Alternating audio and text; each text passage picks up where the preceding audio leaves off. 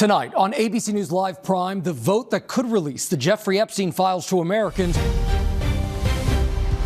They're using Jeffrey Epstein as a deflection from the tremendous success that we're having as a party. Under intense pressure from his own party, President Trump reversing course, telling House Republicans to vote yes on tomorrow's vote to release the Epstein files, saying if the bill passes the House and Senate, he will sign it.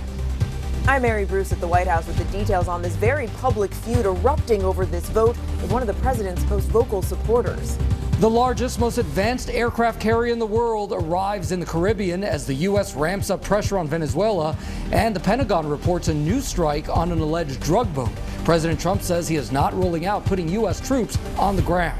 I'm Matt Rivers in Trinidad and Tobago, where just off the coast behind me, the U.S. Navy is conducting joint military exercises amidst the largest U.S. military buildup in this part of the world in decades. A new round of dangerous storms hitting Southern California tonight. Millions experiencing heavy rain, flood alerts, and possible mudslides. We are tracking where the storms are heading next. The FAA lifts restrictions on commercial flights and airlines resume their regular schedules just as AAA reports a record number of people are expected to travel for Thanksgiving, and several airlines now saying more flights will be added over the holiday. For anyone thinking about last-minute Thanksgiving travel, is it too late to find a good deal? And another crazy week in the NFL, and that means our friend at ESPN, Coach Herm Edwards, is back right here. We're going to ask him which teams could be in trouble and which ones look like this could be their year. From ABC News World Headquarters in New York, this is Prime with Linsey Davis. It's Monday and it's good to see you. I'm Gio Benitez in for Linsey Davis. Thank you for streaming with us. We're going to begin here tonight with President Trump's major reversal on the eve of that looming House vote to release all the Jeffrey Epstein files. President Trump, who initially tried to block the vote and pressured some party members against supporting it, is now urging House Republicans to vote to release the files because, quote, we have nothing to hide.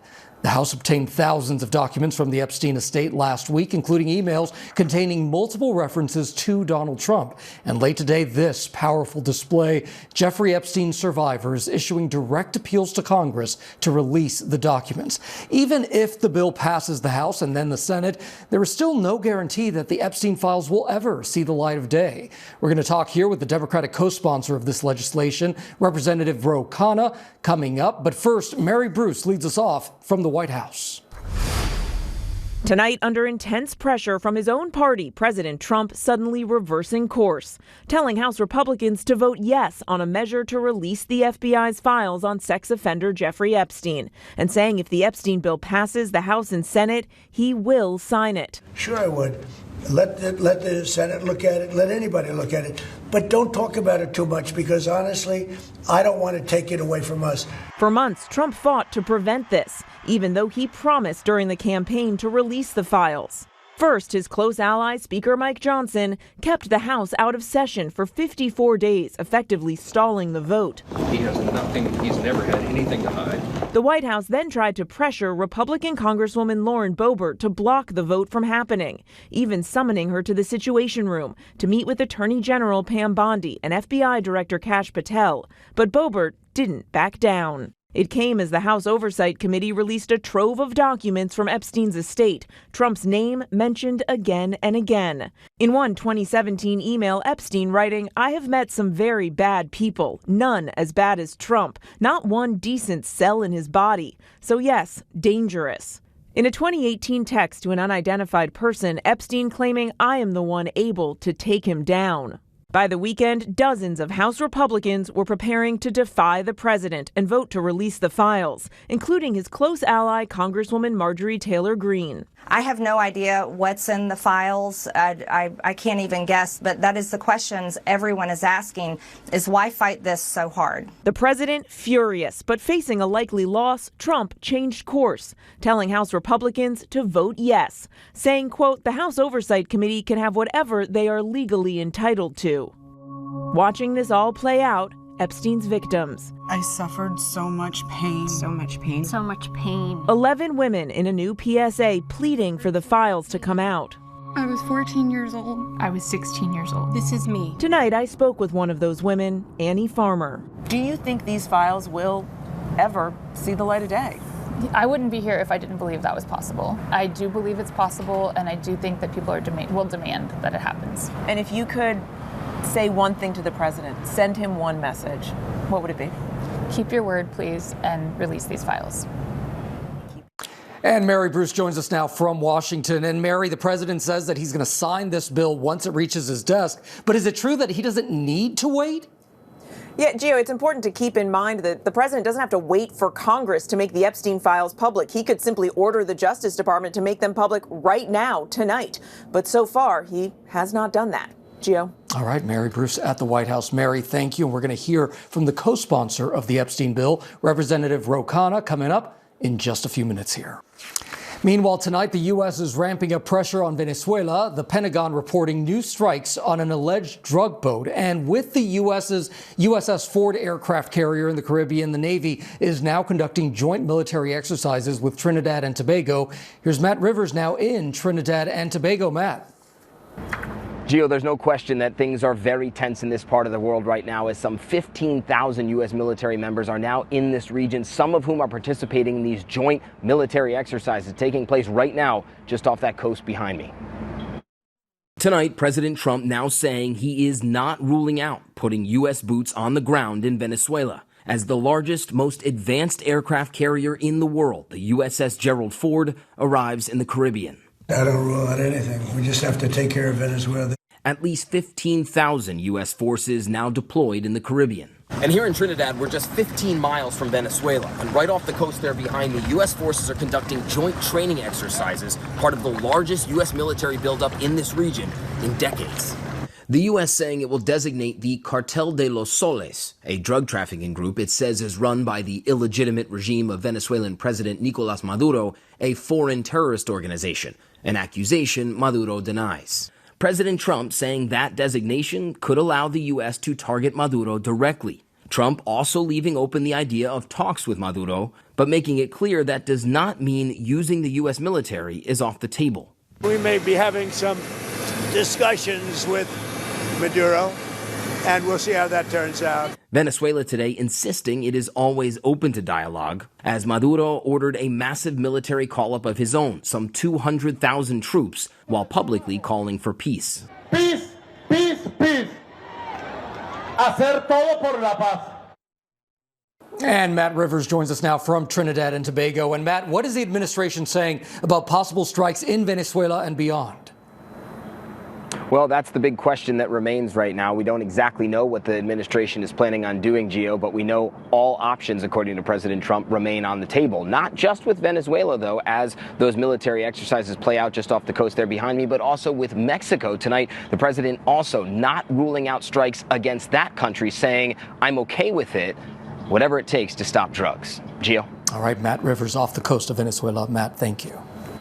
And a search and rescue mission is underway by the Nigerian police and military to find 25 girls kidnapped from a school in northwestern Nigeria. Police say that a gang of armed bandits with sophisticated weapons stormed the school around 4 a.m. local time while shooting sporadically. The assistant principal was shot and killed. Teams have been deployed in the area to find the missing students. A new round of dangerous storms are hitting Southern California, millions experiencing heavy rain, flood alerts, and possible mudslides around the LA area. Meteorologist Lee Goldberg is standing by with the latest forecast. But first, our Trevor Alt reports from Los Angeles. Tonight, a powerful new round of storms is slamming Southern California after a deadly weekend of torrential rain, mudslides, and crashes on the 101 freeway in Ventura. Drivers were carefully passing a disabled vehicle when another car slammed into them. It's unclear if anyone was hurt. High winds snapping huge trees, crushing this car in Altadena.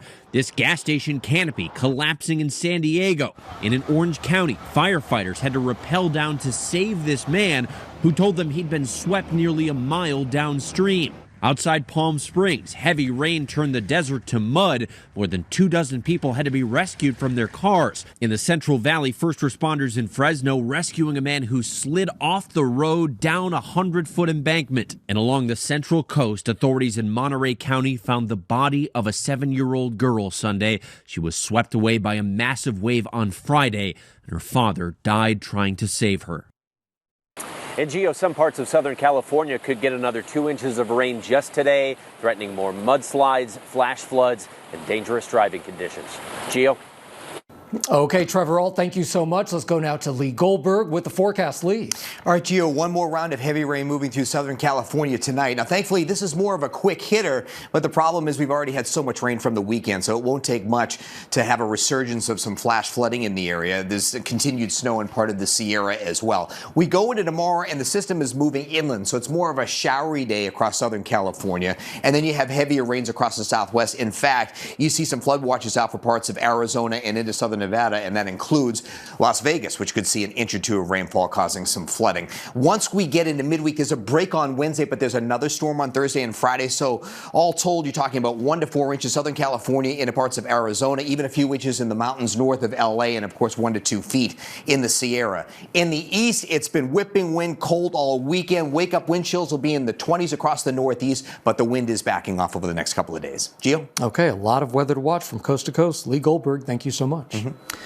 Meanwhile, Homeland Security is launching a new immigration crackdown in Charlotte, North Carolina. Federal agents seen chasing people on the streets, arresting more than 130 people in the first 24 hours. Several community events are now canceled. Some stores closed to protect immigrants in the community. And Faith Abube has this story. Faith. Yeah, Gio, there is a sense of frustration here on the ground from city and state leaders who feel there's been little to no communication about these immigration crackdowns from the federal authorities. And we're also told that there are people holed up inside their homes, afraid to come outside. Tonight, growing fear and outrage across Charlotte, North Carolina after Border Patrol agents descended on the city, arresting at least 130 people in the latest illegal immigration crackdown. On day 3 of Operation Charlotte's Web, agents seen chasing a man through the shopping center parking lot. Why are you running after him? That man appearing to get away. The Department of Homeland Security says all those arrested broke U.S. immigration laws, and some have violent criminal records or have removal orders. But city leaders and the governor criticizing the tactics of federal agents. This is not making us safer. It's stoking fear and dividing our community. Agents seen here smashing one man's car window, ordering him to get out. DHS says he was interfering with their operation. That man telling our affiliate WSOC he was released after showing proof he's a U.S. citizen. Gloria Connor is also an American citizen. She says her grandson is afraid to go to school. I said, why are you scared? You born here. Grandma, I'm scared because them will send me to. Do you see them doing? Because we look Spanish. And Faith Abube joins us now. And Faith, another Democratic city could be next on the list. Yeah, Gio, New Orleans could be the next Democrat-led city to see this kind of immigration crackdown. Hundreds of federal agents could be on the ground by the end of this week. Gio. Faith Abube there in Charlotte, North Carolina. Faith, thank you. And the trial for Megan Thee Stallion's defamation lawsuit against influencer Milagro Cooper, a.k.a. Milagro Grams, began today. The complaint accuses Grams of working with Tory Lanez on a targeted and coordinated campaign to harass, intimidate, and defame Megan Thee Stallion. Lanez is currently serving a 10-year prison sentence for shooting Megan in 2020. Megan Thee Stallion requested a jury trial and is seeking an unspecified amount in, quote, compensatory damages. And more than 30 years after the murders of Nicole Brown Simpson and Ron Goldman, ABC News has now learned that O.J. Simpson's estate has agreed to pay $58 million to the Goldman family. Here's Chief Justice correspondent Pierre Thomas. Tonight, more than 30 years after the murders of Nicole Brown Simpson and Ron Goldman, the painful saga showing hints of accountability. Attorneys for O.J. Simpson's estate finally agreeing to accept a nearly $58 million claim from the Goldman family. The Goldman family saying in a statement the acceptance of the claim is a positive acknowledgement of the debt, but noting it does not constitute payment. And tonight there are serious questions about how much money the Goldmans will actually receive. The murder of Nicole Brown Simpson and Ron Goldman and the prosecution of O.J. Simpson are part of American lore. After what was called the trial of the century, Simpson was acquitted of killing the two in 1995. Orenthal James Simpson not guilty of the crime of murder. But 2 years later, he was found liable for their deaths in a civil lawsuit. He's a double murder, He's a vicious double murderer. But despite that verdict, little money has flowed from the Simpson estate, and Simpson's attorneys have claimed that his estate is in massive debt. It's not realistic to think that that judgment is going to be satisfied even substantially. And Pierre joins us now in studio here. It is always great to see you here in New York, Pierre. So let's talk about this, because I think the big question here is why now and what's next? So all these years later, the Goldman family has been waiting for some measure of justice. But Gio, we still don't know if O.J. Simpson will ever truly fully pay, at least monetarily. Wow, because we just don't even know if that money is there. Okay, Pierre, another story that we are following here tonight. A federal judge today scrutinizing the Justice Department's case against former FBI Director James Comey, saying that there was a disturbing pattern of profound investigative missteps and suggesting possible government misconduct by Trump-appointed U.S. Attorney Lindsey Halligan during the grand jury proceedings. Halligan brought in by President Trump there to seek an indictment against Comey. So, Pierre, does this mean the case could go away? Gio, it's a blistering assessment. The magistrate judge is basically saying that Lindsey Halligan gave wrong information to the jury, misstated the legal facts, if you will. And because of that, she's raising questions about whether the case should even proceed. DOJ is appealing, so it's being litigated. Fascinating stuff all around. Pierre Thomas, thank you so much. Pleasure. And after a nearly 2-week investigation, an Indiana man is charged with voluntary manslaughter for fatally shooting a cleaning woman who mistakenly went to the wrong home. Maria Florinda Rio Perez de Velázquez was shot through the front door of the house after showing up just before dawn. Police say homeowner Kurt Anderson called 911 reporting a possible home invasion before allegedly firing the deadly shot through the door. Anderson is being held without bond. In New York City tonight, police are releasing new images of the suspect wanted for allegedly shooting and wounding a player for the New York Jets. Chris Boyd is in critical condition, shot during a dispute outside a popular restaurant in Midtown Manhattan. Here's ABC's chief investigative correspondent, Aaron Katersky. Tonight, an urgent search for this man in connection with the shooting of New York Jets cornerback Chris Boyd on a Midtown Manhattan street blocks from Times Square. It was just after 2 a.m. Sunday when the NYPD found Boyd, seen here, critically wounded outside a trendy night spot popular with celebrities and athletes. He was shot through the stomach, the bullet lodged in his right lung. Police say the suspect was with a different group that got into some kind of scuffle with Boyd's group. Police sources tell ABC News detectives are looking into whether the dispute started after someone tried to steal Boyd's necklace. Boyd has played in the NFL since 2019 with the Vikings, Cardinals, and Texans. He signed with the Jets earlier this year but has not played because of a shoulder injury. Tonight, his teammates are hoping for a speedy recovery. There's been a lot of answered prayers. It's a blessing to know that he's in stable condition, surrounded by his family, with just a lot of support around him. I can't wait to see his smiling face again. Boyd is stable tonight, Gio. Police sources tell ABC News he was with other Jets players at the nightclub. His teammates tonight are calling him a fighter. Gio. All right, Aaron Katersky, thank you so much.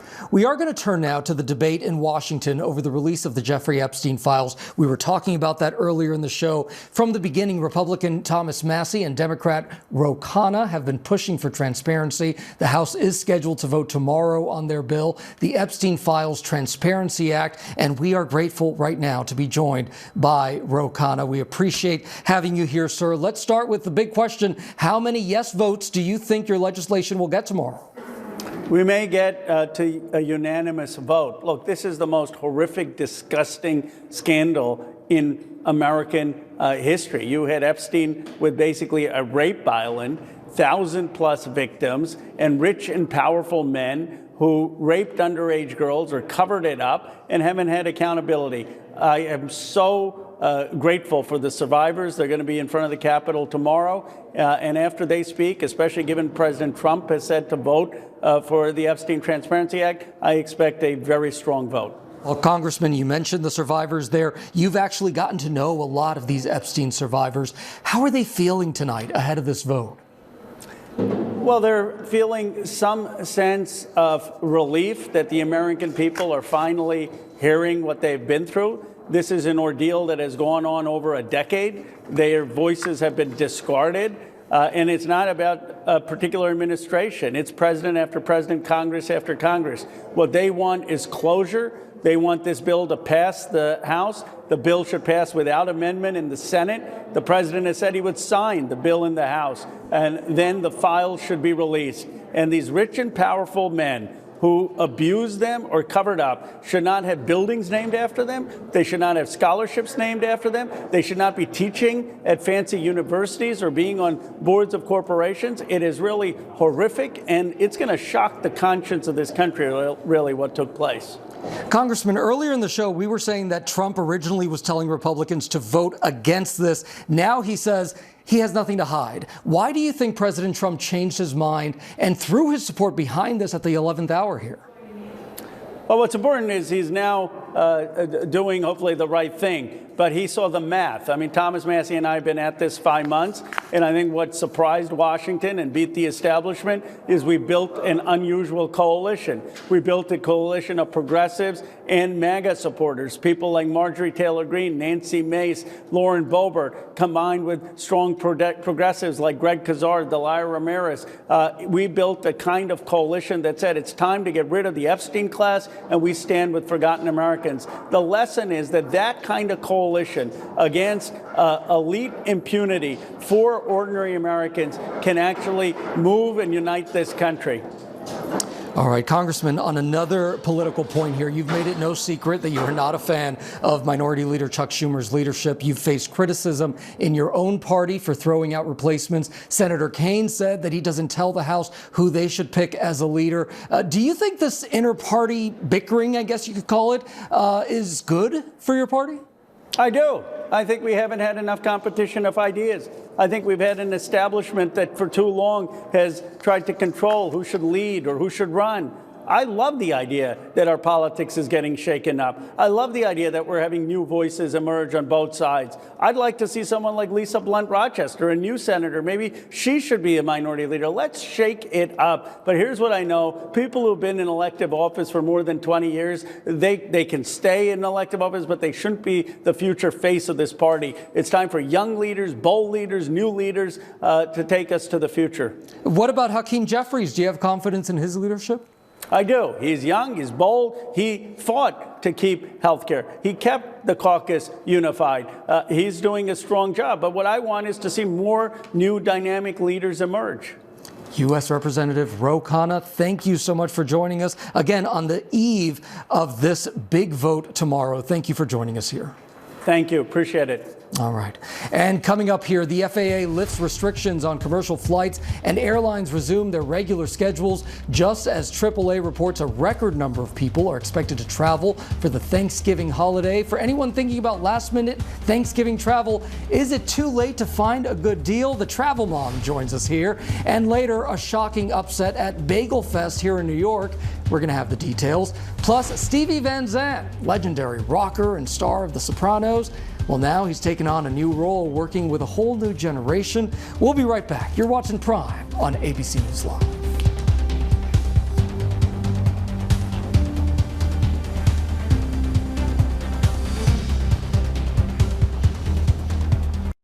Over the weekend, the FAA lifted all restrictions on commercial flights that had been imposed on 40 major airports during the shutdown. And just this morning, airlines were permitted to resume their regular flight schedules as more air traffic controllers return to work. The Travel Mom, Emily Kaufman, will be here in just a moment to discuss how this might affect your Thanksgiving travel and even beyond.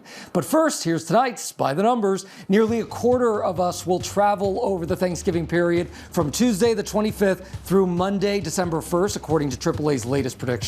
Of the nearly 82 million people forecasted to travel, almost 90% will be hitting the roads going by car. Interestingly, Thanksgiving travel overall is up more than 5% from pre-pandemic levels.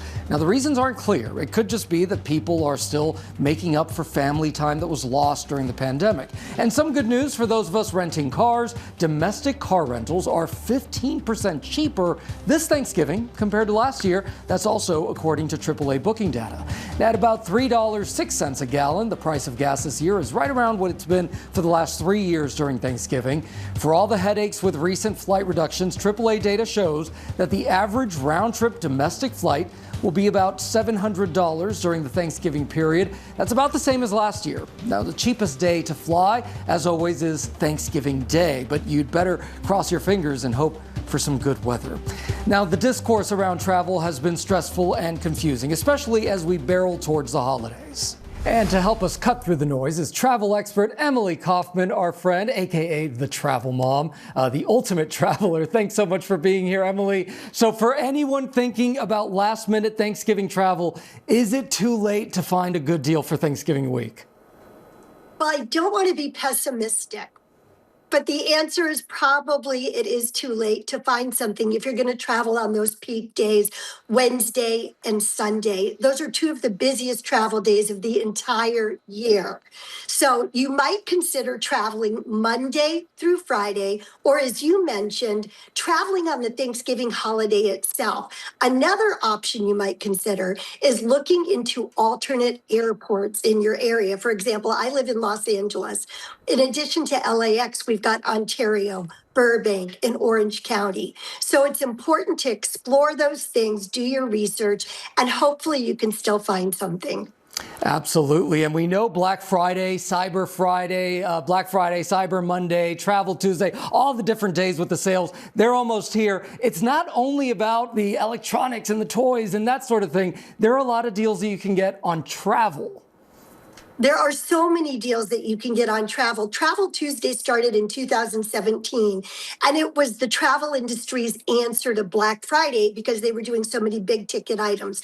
Now the travel industry has deals, discounts, and offers that run Black Friday, Cyber Monday, and Travel Tuesday, where you see significant savings across the board in bundling packages, airline tickets, hotels, rental cars, cruise lines, so much more. My advice to people that want to be purchasing on that day is to arm yourself with information, find out what the deals are, and what you'd like to purchase ahead of time.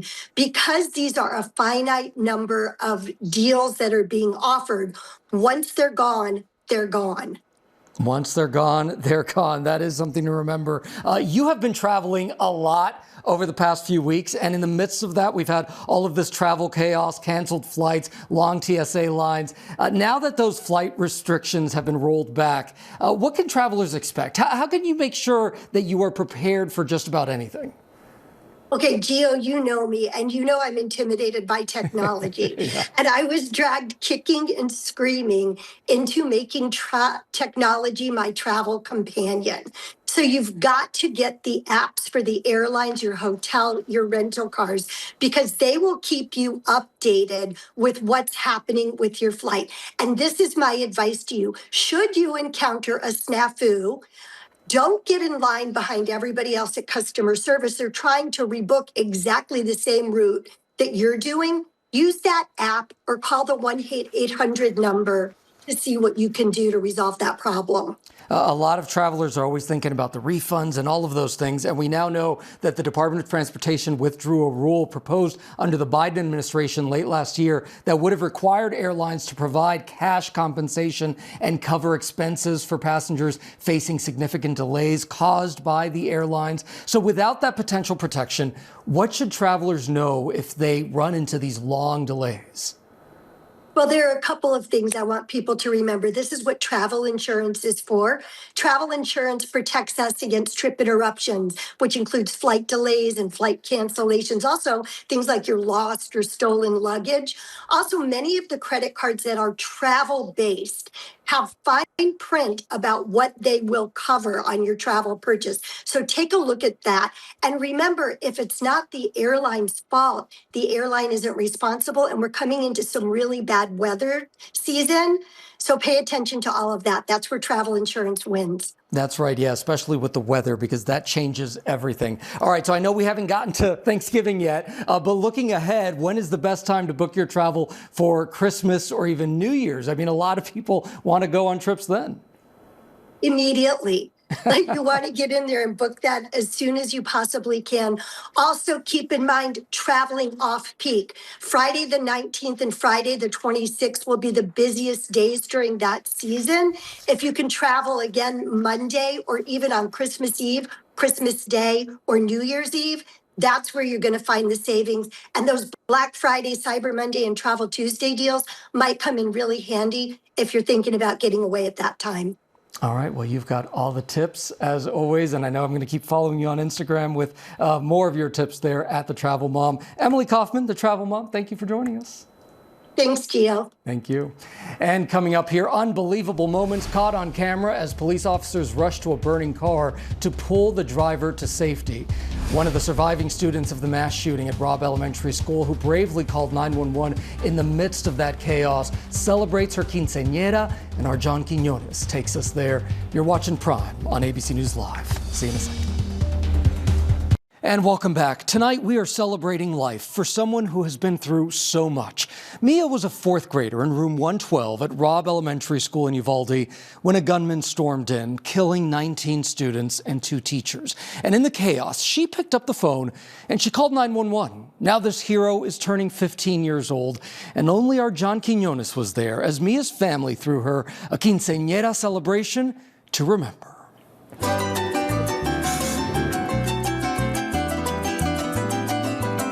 It's one of the most important moments of a young woman's life.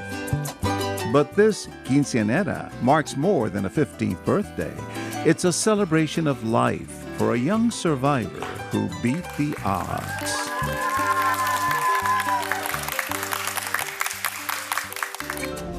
More than 3 years ago, Mia Cerrillo was in room 112 at Robb Elementary in Uvalde, Texas, when a gunman entered her school.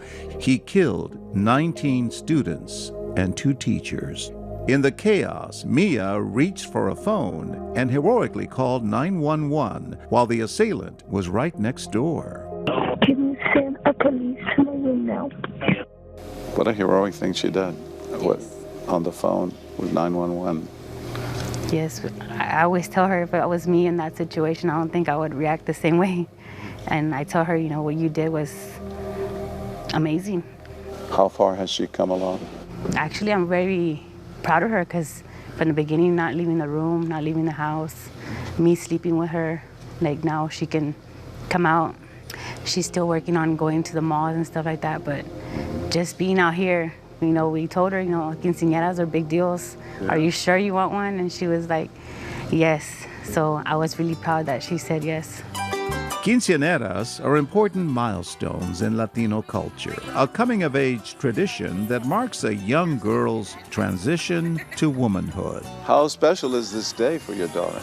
It's just incredible. We're so excited. I mean, it's just very... surreal? Yes. Just in general, from everything happening to her to this moment. In an exclusive interview with ABC News, Mia told us why this celebration is so meaningful. You have so much to be thankful for. What makes this day so special? That I'm here and I survived. Thankful, she says, for life itself. 3.5 years after the shooting, Mia still struggles trying to come to terms with that dark day. Does she suffer from survivor's guilt? She did at first, yeah, but she's had counseling and they've helped her. After the mass shooting, Mia was diagnosed with post-traumatic stress disorder. She also has physical wounds, shrapnel, lodged in her back and shoulders. To this day, many of those bullet fragments still painfully erupting out of her body. Mia is clearly a fighter. How hard is it to see your daughter, though, still dealing with some of this? It's hard for us sometimes, you know, we just want to go back to normal, but we understand, you know, she still has some stuff that she has to work on, and we're right there next to her, helping her. Quinceañeras can take months of planning and can be very expensive, especially when it comes to the dress, which traditionally is a lavish ball gown. Thanks to social media, Mia knew exactly where she wanted to get her dress. From Moda 2000. It's a popular quinceañera store in Anaheim, California, known for its viral fashion videos. I always watched them, so I told my mom I want my dress from there. She and her family drove all the way from Texas to California to buy a dress. When they arrived, the owners of the store surprised them by offering to donate to Mia whichever dress she wanted. And Moda 2000 gave her an incredible gift. How did that come about? We met Gypsy, and her mom, Gypsy's mom and herself said that they wanted to be the madrinas of the dress, and we couldn't believe it. Gypsy made it so that Mia's bullet fragments wouldn't show on her shoulders. After she picked out her dream dress, You look pretty. Mia took part in a special ritual the store does for its clients, a practice dance with the parents, the girls wearing their special quinceañera dresses. Okay. What made it so emotional? Her being here with us. Yeah. You're here for a reason. I'm just happy for her to be here. Miracle? Miracle. Twice. She had a tumor on her liver, and we had to get it removed. She had a major surgery. She, they said recovery was going to be months, and a week she was out of there. She did really good. Once the preparations were done, the cooking, hair and makeup, and everything in between, it was time for Mia to take center stage. Another important moment at a quinceañera, the father-daughter dance. Mia picked her own very special song. El regalo de Dios, the gift of God, it's called the dance, the song. Why is that special to you? Because I was my dad's gift from God. The evening unfolded under twinkling lights, Mia dancing, laughing, smiling, a young survivor finally focusing on joy, even snapping pictures with fellow survivors, young girls forever bonded by the same unthinkable event. It was the ultimate gift for this family, for this community, celebrating life after so much heartache. All the memories, her being happy, it was worth it. And a very happy birthday to Mia. And coming up here, the man who rushed at actress and singer Ariana Grande on a red carpet gets jail time, how long he'll be behind bars, and how's your fantasy league holding up? Herm Edwards, Coach Herm Edwards, he's going to take us through the football highlights. That's next on Prime here on ABC News Live.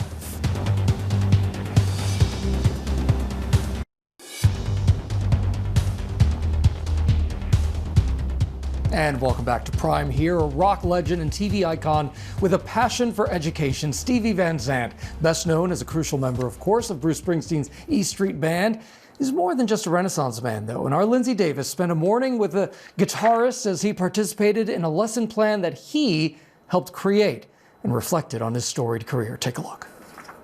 In your book, you talk about how, of course, you're back with E Street Band now, but you left for a while, and you said that was the biggest mistake of your life. At another point, you did an interview with Guardian, and you said, while it was a regret, you were able to accomplish some things on your own, including acting, that you may not have had you stayed. Do you think it was the right thing for you personally and professionally? I carried that weight for many decades, feeling like it was the biggest mistake in my life. And then I wrote my book, and I've never looked back, really, So the book forces you to look back and analyze your life, which I'd never done. And upon analysis, I realized, wait a minute, everything I've accomplished after I left the band, Now, in my fantasies, I'm thinking, I wonder if I could have done that stuff and still stayed in the band, Obviously, it would have been the ideal life, right? And when you really examine it, you realize that's not true. It's just impossible. There wouldn't have been no Sopranos or Lilyhammer or solo records or, maybe not even this education curriculum. I don't know.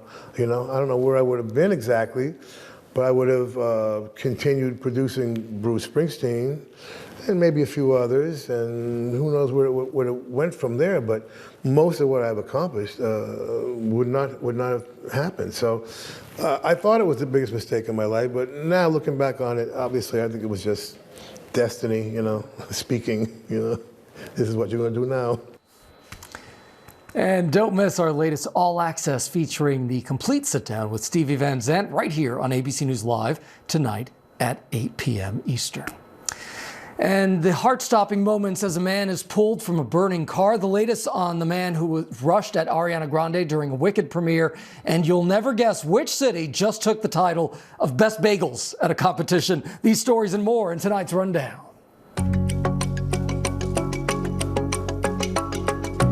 Dramatic dashcam video shows the moment police officers pulled a driver from a burning car just moments before the vehicle was engulfed in flames. Officers can be seen jumping into action to break the window of a car on the side of the road with the growing fire already at their feet. Police freed the unconscious driver, pulling him to safety as the car continued to burn. The driver was taken to a nearby hospital and is expected to recover. The red carpet attendee who accosted Ariana Grande at the Wicked for Good premiere in Singapore has been sentenced to jail. After pleading guilty to public nuisance charges, Johnson Wen was sentenced to 9 days in jail in a Singapore court.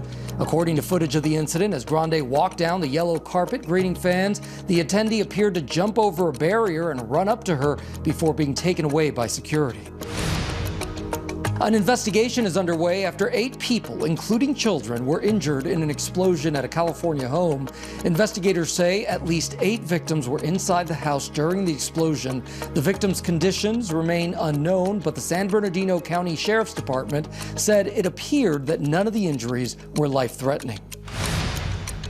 Tom Cruise, Debbie Allen, Dolly Parton, and production designer Wynn Thomas were among those honored with Lifetime Achievement Oscars at the Academy of Arts and Sciences Governors Awards. Cruise has been previously nominated for 3 acting Oscars and also earned a Best Picture nod as a producer on 2022's Top Gun: Maverick, while Allen has choreographed the Academy Awards ceremony 7 times. Thomas is known for his work on several acclaimed Spike Lee films, including Do the Right Thing and Malcolm X. Parton was given a humanitarian award. She founded the Dollywood Foundation in 1988 to increase educational outcomes for children. Pope Leo hosted a celebration with Hollywood stars like Greta Gerwig, Spike Lee, and Cate Blanchett. The Pope encouraged the artists and filmmakers to use their platform to include marginalized voices to make sure it's intended for and accessible to everyone.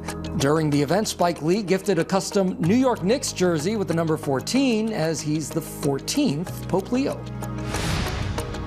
New Yorkers may claim to have the best bagels in the world, but another city is giving the Big Apple a run for its money. Starship Bagel in the Dallas-Fort Worth area walked away with the top honor at the annual Bagel Fest competition. The Texas shop was founded by a Brooklyn-born bagel maker, and the store is a James Beard-nominated bakery. The bakery also earned the top honor from the festival in 2023. But if he was born in Brooklyn, it's still kind of New York, right? All right. Well, it's Monday night, which means it's time to recap another wild week in the NFL, which also means it is time to hang with our friend, ESPN analyst and former NFL head coach, Herm Edwards. My friend Herm, it is good to see you. Good to see you, my friend. Yes, let's start with some thrilling ends to games, including last night's Broncos-Chiefs game. Bo Nix again leading his team to another win. The Broncos are looking unstoppable heading into Week 12. So are they the team to beat in the AFC? Well, I'm not going to say they're the team to beat, but obviously winning 8 games in a row, 9-2 record, along with those pesky Patriots in New England have won 8 in a row as well. So this team is flying high right now. They got an outstanding defense, young quarterback who's growing every week. So they're going to be a hard out. I mean, they're going to win this division. I do believe they will win the division. All right, what about the NFC? Because your Eagles, they handled the Lions, but their offense sputtered. Are they the team to beat there? Well, the way their defense played last night, it was very impressive. And if they can continue to play defense like this while this offense sputters at times, I look at their offense like this. When you're back east, there's these things they call potholes. You always have to fill the pothole, you know, and so that's how their offense is kind of chunky. They kind of go along for a while and they hit a pothole. Oh, we got to fix it. But the way the defense played last night, if they can play like this, oh boy, they're going to be hard to beat down the stretch here. I'm going to be thinking about the potholes the whole time now. So it was another crazy week for quarterbacks in the league, with injuries putting both Michael Penix and Aaron Rodgers' seasons in jeopardy. So what does it mean to teams in the playoff hunt to lose their leader at this point in the season? Oh, it's tough. And this is why you have a starting quarterback. Everyone says we have another guy, but you really don't. There's a reason the guy's a starter, right? And so now all of a sudden you might have to tweak your offense a little bit according to who the quarterback is, who the backup guy is. A lot of pressure on the guy. You know you're going to have to rally your team around the backup quarterback. Hopefully he's a veteran guy that has experience. If not, it becomes a big, big problem for you. Yeah, and there was some drama also in Pittsburgh yesterday between Steelers defensive back Jalen Ramsey and Bengals wide receiver Jamar Chase. Ramsey being ejected on the spot for their fourth quarter scuffle. Chase suspended today for his role in starting the incident by spitting on Ramsey. So as a former head coach here, how do you reconvene your locker room to prevent this from happening again? Look, this is a one-off incident. This is a bad reflection on sports, period. Whether it's professional sports, high school sports, college sports, this is not a part of it. I think the league stepped in and gave the proper judgment, not only a fine, but suspension. And he's going to be suspended for a game. Hopefully this is a one-off. This is a bad look. This is professional football. This is the highest level of professional football you can play. Whether you like it or not, when you get to the professional level, you are a role model for all those young people that are watching you. This is a bad image for the National Football League. It's not your right to play in the National Football League. It's a privilege to coach and play in this league, and you got to understand that. Yeah, bad look indeed. The Giants benched Abdul Carter for part of the game for sleeping through the pregame walkthrough. Was that the right call? How would you have handled it as a coach? Absolutely. How can you fall asleep before the game? I mean, you kidding me? I mean, come on. I mean, you must be really relaxed to fall asleep. Well, you can't. I mean, stuff like this is almost humorous. I mean, how can you do this? I mean, I understand you can get into this. So I'm doing my mantra. Well, your mantra can't put you to sleep before the game starts. Well, I mean, I can't sleep. I can't sleep anyway before the game. And then you're sleeping and the game starts. I said, whoa, you got a problem. Well, he must have been real sleepy. Yeah. All right. Tonight's Monday Night Football game on ESPN. The Dallas Cowboys head into Las Vegas to take on Pete Carroll's Raiders. So who do you have taking this must-win game for either team? Well, I think if you're the Cowboys, the thing you have to do is put the pressure on the Raiders and score points. And that's one thing the Cowboys can do. They have to, because they have the worst defense in the National Football League. So they got to get off to a fast start, score points, make this Raider team try to catch up with you. And I think it'll be very difficult, because this offense of the Dallas Cowboys, they're like third or second in the league offensively, and they can score points. You got to get to 30 as fast as you can and say, Raiders, see if you can catch us. Well, you know, we have this segment on GMA Sunday, Who's with Herm, and you convinced all of us to go with the Cowboys. We'll see what happens tonight, my friend. Hard for me to pick the Cowboys, but I'm picking them. Herm Edwards, as always, a pleasure. All right. And that is our show for this hour. I'm Gio Benitez. Stay tuned to ABC News Live for more context and analysis of the day's top stories. Thank you so much for streaming with us. Have a good night.